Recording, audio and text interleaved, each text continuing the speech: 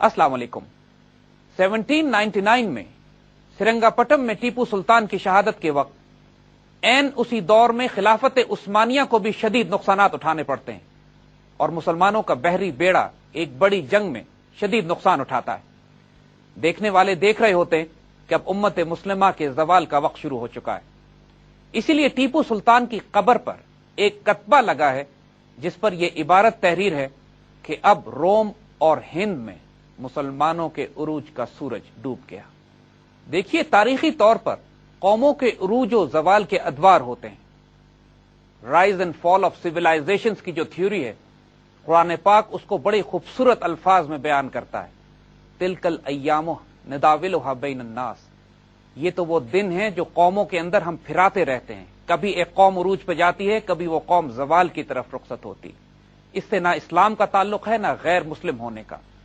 हर वो कौम जो दुनिया में अपना उरूज देखेगी, एक वक्त आता है जब उसको अपना जवाल देखना पड़ता है।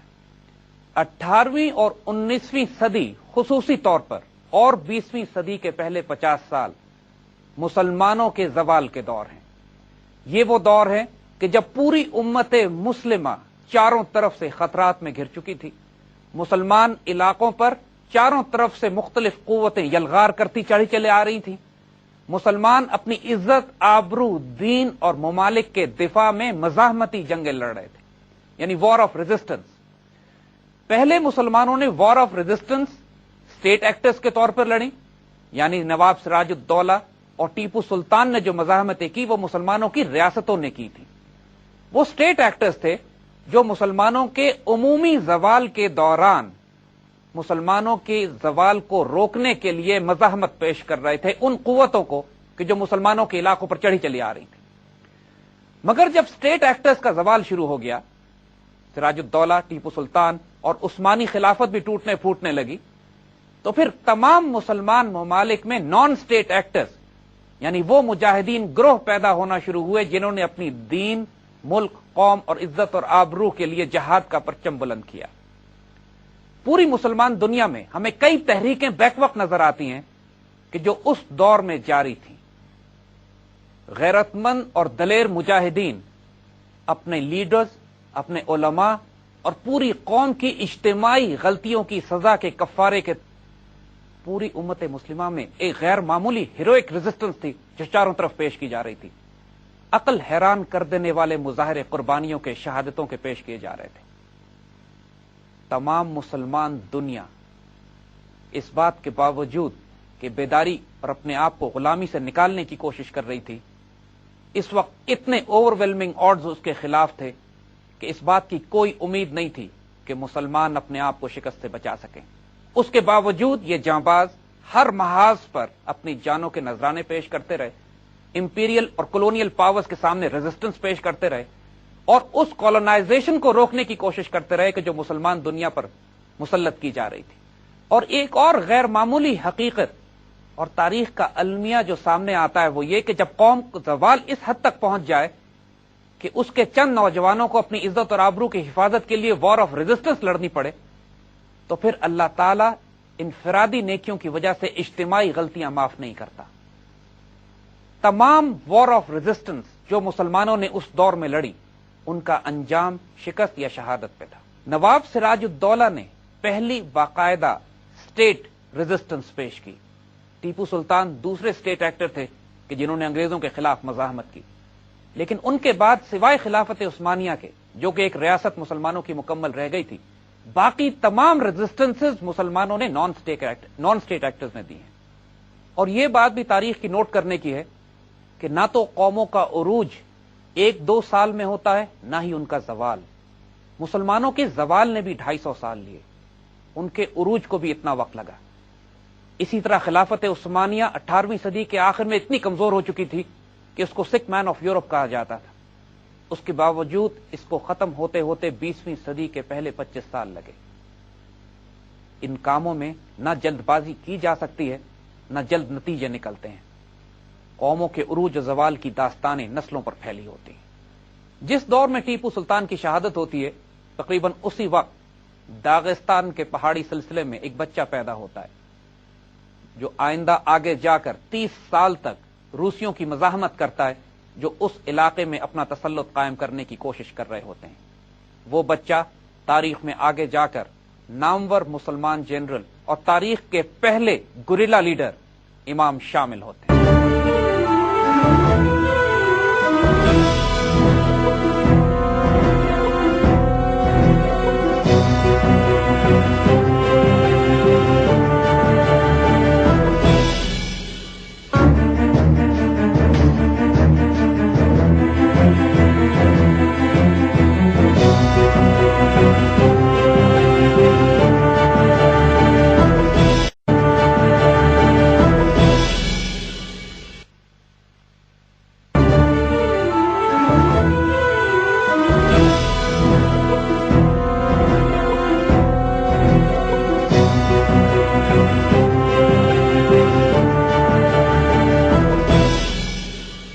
ہم اس وقت 19ویں صدی کے آغاز میں داخل ہو چکے ہیں۔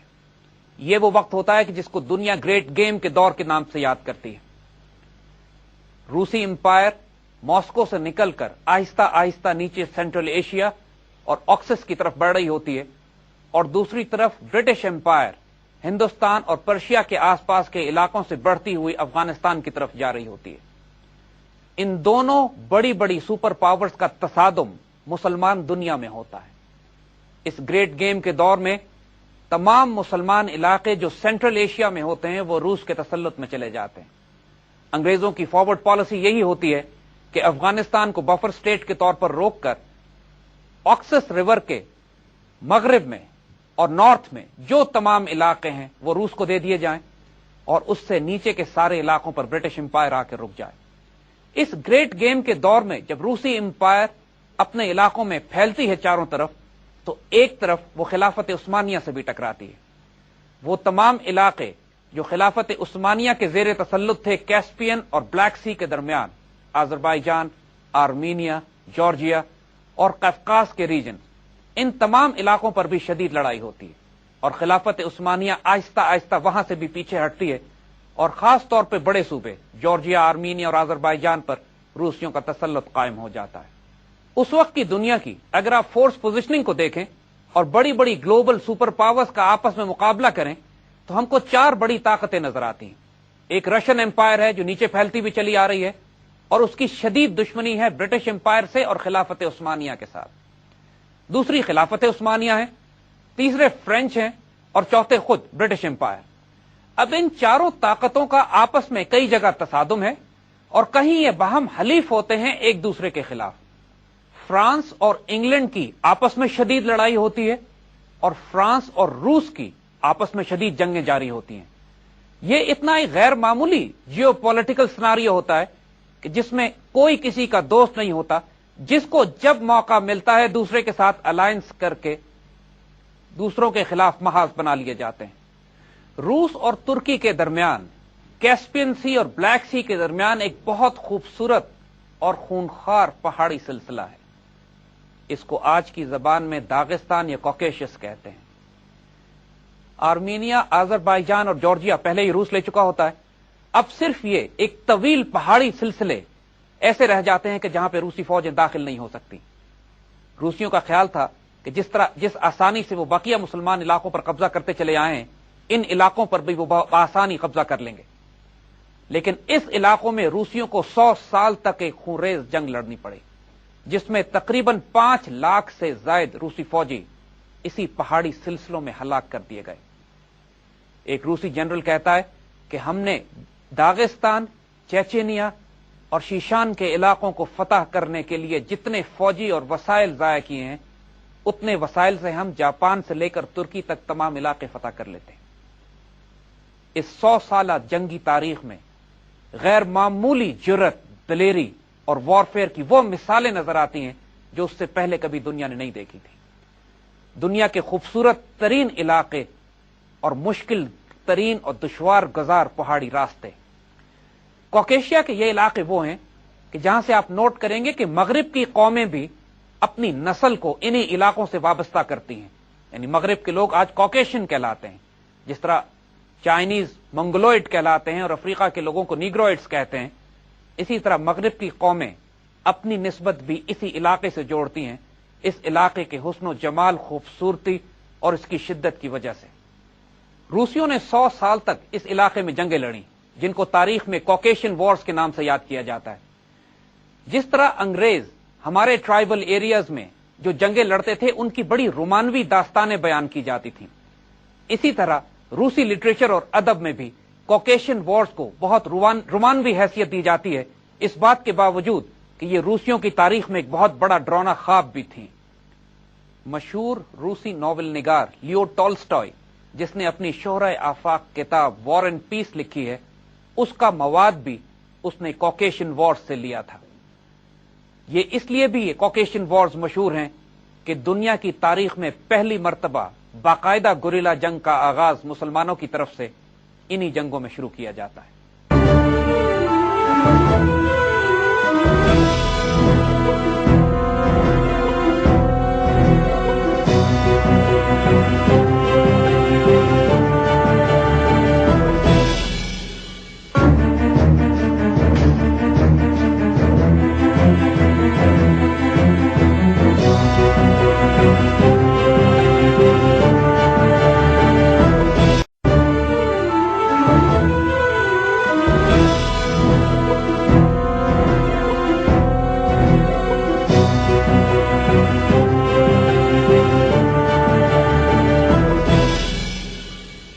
اس سے پہلے کہ ہم آگے کی جنگی تاریخ بیان کریں، آئیے اس علاقے اور اس میں رہنے والے لوگوں کے بارے میں کچھ بات کر لیتے ہیں۔ داغستان اور شیشان کے یہ علاقے یورپ اور ایشیا کے درمیان واقع بہت بڑے اور خونخوار پہاڑی سلسلے کے درمیان واقع ہیں۔ عام پہاڑ کی اونچائی 10,000 فیٹ یا اس سے بلند ہے، تنگ وادیاں ہیں، گھنے جنگلات ہیں اور ہزاروں مختلف قبیلے یہاں پر آباد ہیں۔ دنیا میں کوئی جگہ ایسی نہیں ہے کہ جہاں اتنے چھوٹی سی جگہ پر کئی ہزار زبانیں بولی جاتی ہوں۔ الیگزینڈر کے بارے میں کہا جاتا ہے کہ جب وہ اس علاقے کے قریب آیا تو اس نے 114 سے زائد مترجم رکھے آس پاس کے لوگوں سے بات کرنے کے لیے۔ ایک عرب مورخ نے تو ان علاقوں کو ماؤنٹن آف لینگویجز کہا ہے۔ یہ جگہ اتنی پراسرار اور خونریز تھی کہ پچھلے کئی ہزار سال سے کوئی غیر ملکی فوج یا حکمران ان علاقوں میں داخل نہیں ہو سکے تھے، حتیٰ کہ اسلام بھی یہاں داخل نہیں ہوا تھا، اور یہاں کے جنگجو اور خونریز قبائل کسی باہر سے آنے والی فوج یا حکمران یا جماعت کو ٹکنے ہی نہیں دیا کرتے تھے۔ 18ویں صدی کے آخر تک بھی یہ لوگ بت پرست اور غیر مسلم ہوا کرتے تھے۔ یہاں بسنے والی قوم انتہائی جنگجو، مضبوط اور خونخوار تھی، اور اس قدر پراسرار لوگ اور یہ علاقہ اس قدر پراسرار تھا کہ اس زمانے کے تمام اسلامی ادب میں یہ دیومالائی حیثیت اختیار کر گئے تھے۔ ہمارے اردو ادب میں جو کوہ قاف کا نام آپ سنتے ہیں، جہاں کی جن اور پریاں مشہور ہیں، وہ یہی داغستان، چیچنیا اور شیشان کے علاقے ہیں۔ یہاں کے لوگ اتنے مضبوط اور اونچے قد کے ہوا کرتے تھے کہ ان کو دیو کہا جاتا تھا، اور حسن و جمال اتنا زیادہ تھا کہ ان کی خواتین کو پریاں کہا جاتا تھا۔ اس وجہ سے یہ دیو اور پریاں پوری دنیا میں دیومالائی حیثیت اختیار کر کے ادب اور لٹریچر میں اپنی جگہ بنا چکے تھے، مگر ان علاقوں میں کوئی داخل نہیں ہوتا تھا۔ نہ خلافت عثمانیہ داخل ہو سکی، نہ پرشین امپائر، حتیٰ کہ صحابہ کرام بھی جب اس علاقے کو فتح کرتے ہوئے آئے تھے تو ان پہاڑوں کے دامن میں رک گئے تھے اور اندر داخل نہیں ہو، جہاں تک رسائی ہی تقریباً ناممکن ہوتی تھی۔ کہا یہ جاتا ہے کہ اس قدر مضبوط لوگ ہوتے تھے کہ اس زمانے میں عورتیں شادی اس مرد سے کرتی تھیں کہ جو اتنی اونچی چھلانگ لگا سکے کہ ایک 6 فٹ کے انسان کے اوپر سے وہ گزر جائے، اور کم از کم 23 فٹ چوڑے دریائی نالے کو وہ چھلانگ لگا کر پار کر سکے۔ اور بعد میں جب روسی اس علاقے میں داخل ہوئے تو یہ شرط اور شامل ہو گئی کہ عورت اسی مرد سے شادی کرتی تھی جو کم از کم ایک روسی کو قتل کرتا تھا۔ روسیوں کے لیے اس علاقے میں داخل ہونا ایک نائٹ میئر، ایک ڈراؤنا خواب تھا۔ وہ جس اطمینان سے باقی تمام مسلمان علاقوں کو فتح کرتے ہوئے داخل ہوئے تھے، یہاں پر ان کو اپنی موت سے واسطہ پڑا تھا۔ اب آئیے کوکیشن وارز میں جو بیلنس آف پاور ہے، یعنی چیچنیا اور داغستان کے لوگوں اور روسی امپائر کے درمیان جو طاقت کا توازن ہے، اس پہ ذرا نظر ڈال لیتے ہیں۔ روسی امپائر اس وقت کی جدید ترین ٹیکنالوجی، ویپنری، آرٹلری، انفینٹری اور مسکٹ سے مسلح تھی۔ اس کے مقابلے میں اس پہاڑی سلسلے میں رہنے والے لوگوں کے پاس مسکٹس بھی نہیں ہوا کرتی تھیں، اور صرف تلواروں اور تیروں کا مقابلہ تھا۔ اس کے باوجود 100 سال یہ جنگیں چلی ہیں، اور جیسے کہ روسی جنرل نے کہا کہ روسیوں نے اس قدر افراد یہاں ضائع کیے ہیں کہ ان افراد سے یہ جاپان سے ترکی تک کا سارا علاقہ فتح کر سکتے تھے۔ جدید دنیا کو ماڈرن گوریلا وارفیئر سکھانے والے یہی داغستان اور شیشان کے جن اور پریاں تھے۔ ان لوگوں نے دنیا کو پہلی دفعہ یہ بتایا کہ ماڈرن سپر پاور کو گوریلا وارفیئر کے ذریعے کس طرح شکست دی جا سکتی ہے۔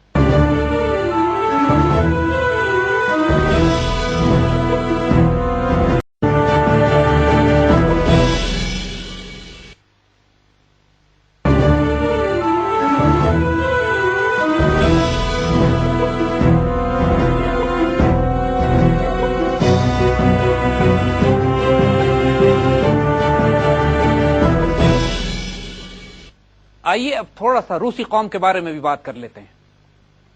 روسی قوم جس علاقے سے تعلق رکھتی ہے وہ بھی کوئی خوشگوار علاقہ نہیں ہے۔ دنیا کے سرد ترین علاقے کہ جہاں پر سروائیول کے لیے انسان کو ضرورت سے زیادہ ٹف ہونا پڑتا ہے۔ آپ کو یاد ہوگا کہ 1812 میں جب نیپولین اپنی تمام فوج کے ساتھ روس پر حملہ آور ہوتا ہے تو اس کو شکست دینے والے روسی فوجی نہیں، روس کا موسم ہوتا ہے۔ نیپولین نے کہا تھا کہ اس کو جنرل ونٹرز نے شکست دی ہے، یعنی اس قدر شدید سردیاں تھیں کہ نیپولین کی فوج تباہ و برباد ہو کے رہ گئی۔ اس علاقے میں روسی نہ صرف زندہ رہتے تھے بلکہ انہوں نے اپنے آپ کو اس قدر منظم کر لیا تھا کہ یہاں سے نکل کر پوری دنیا میں پھیل کر ایک سپر پاور بنانے کے قابل ہو گئے تھے۔ روسی بھی کسی صورت میں بھی کمزور لوگ نہیں تھے۔ افغانستان کی جنگ میں ہمیں روسیوں سے واسطہ پڑا ہے۔ جس طرح روسی فوجی افغانستان کے پہاڑوں میں سروائیو کرتے تھے وہ ایک تقریباً ناممکنات صورتحال تھی۔ افغانستان ایک دنیا کے ان ہاسپٹیبل اور مشکل ترین علاقوں میں شامل ہے، لیکن چیچنیا اور داغستان اس سے زیادہ مشکل علاقے ہیں۔ افغانستان کے مجاہدین اپنے مقامی لوگوں کی طرح شدید مضبوط، ٹف، ہارڈ ورکنگ اور مجاہد لوگ تھے، مگر داغستان اور چیچنیا کے لوگ افغانوں سے بھی زیادہ ٹف ہیں۔ علامہ اقبال نے اپنے خوبصورت شعر میں مختلف طرح کی قوموں کے پس منظر اور ان کے مزاج کی بات کی ہے۔ فرماتے ہیں کہ فطرت کے مقاصد کی کرتا ہے نگہبانی، یا بندہ صحرائی یا مرد کوہستانی۔ افغانستان کے مجاہدین بھی مرد کوہستانی تھے، لیکن ان سے بڑھ کر مرد کوہستانی یہ داغستان اور چیچنیا کے مجاہدین تھے۔ 18ویں صدی کے شروع میں چند مسلمان درویش اور فقیر جن کا تعلق نقشبندی طریق سے تھا وہ داغستان اور چیچنیا کے علاقوں میں داخل ہوتے ہیں اور بہت محبت اور پیار سے آہستہ آہستہ اسلام پھیلانے لگتے ہیں۔ بالکل اسی طرح جس طرح معین الدین چشتی رحمۃ اللہ علیہ ہندوستان میں راجپوتوں کے گڑھ میں جا کر بیٹھ گئے تھے اور اجمیر میں چاروں طرف اس وقت خونخوار راجپوت بسا کرتے تھے، اور بغیر کسی فوجی طاقت اور پولیٹیکل سپورٹ کے معین الدین چشتی رحمۃ اللہ علیہ نے محبت اور پیار کے ساتھ اسلام پھیلانا شروع کیا تھا، اسی طرح داغستان کے علاقے میں بھی اسلام فقراء اور نقشبندی طریق کے ذریعے پھیلا ہے۔ کئی فقراء کو تو ان علاقے کے جنگجو قبائل نے قتل کر دیا، لیکن اس کے باوجود مسلسل ایک سیریز جاتی رہی اندر ان تمام لوگوں کی کہ جو مختلف علاقوں میں پھیل کر اسلام کی سافٹ طریقے سے تبلیغ کرتے رہے اور نتیجتاً اس پورے علاقے کو مسلمان کر لیا گیا۔ یہ اتنی غیر معمولی روحانی کامیابی تھی کہ جو مسلمانوں کو پچھلی 12 صدیوں میں نصیب نہیں ہوئی تھی۔ یہ بھی تاریخ کی ایک غیر معمولی بات نوٹ کرنے کی ہے کہ جس زمانے میں نقشبندی طریق کے سلاسل داغستان اور چیچنین میں روسیوں کے ساتھ مزاحمت پیش کر رہے تھے، اسی دوران میں پاکستان ہندوستان کے علاقوں میں سید احمد شہید اور شاہ اسماعیل شہید اسی قسم کی ایک تحریک سکھوں اور انگریزوں کے خلاف برپا کیے ہوئے تھے۔ جو ادب اپنے امیر سے یعنی مرشد اور مرید کا تعلق سید احمد شہید اور شاہ اسماعیل شہید کی تحریک کو تھا، وہی تعلق ان مجاہدین کو تھا کہ جو داغستان اور چیچنیا کے علاقوں میں روسیوں کی مزاحمت کر رہے تھے۔ وہ تحریک مریدین کی تحریک کہلاتی ہے، یعنی اس کے امام اس تحریک کے مرشد تھے اور باقی تمام مجاہدین اپنے مرشد کے ہاتھ پر بیعت کر کے جہاد کا علم بلند کرتے تھے۔ ہندوستان میں جاری سید احمد شہید اور شاہ اسماعیل شہید کی تحریک کی طرح داغستان اور شیشان کی تحریک بھی شریعت پہ شدید قائم تھی۔ اس کے امام اور مرشد ہر حال میں شریعت کو نافذ کرتے اور اپنے مریدین کی تزکیہ اور تربیت میں کوئی کمی نہ چھوڑتے۔ اس کی وجہ سے جو فنیٹیکل لائلٹی، جو محبت اور پیار مرید اپنے مرشد کی طرف دیتے تھے، اس کی وجہ سے ایک ایسی فوج تیار ہو گئی تھی کہ جو اپنے مرشد کے اشارے پہ جان دینے پر راضی رہتی تھی۔ یہی حال اور یہی تعلق مجاہدین کا سید احمد شہید کی تحریک میں بھی تھا۔ دونوں تحریکوں میں غیر معمولی مماثلت ہے، اور دونوں تحریکیں اس بات کے باوجود کہ 2000 میل دور لڑی جا رہی تھیں، ایک دوسرے کے روحانی فیض کی عکاس تھیں۔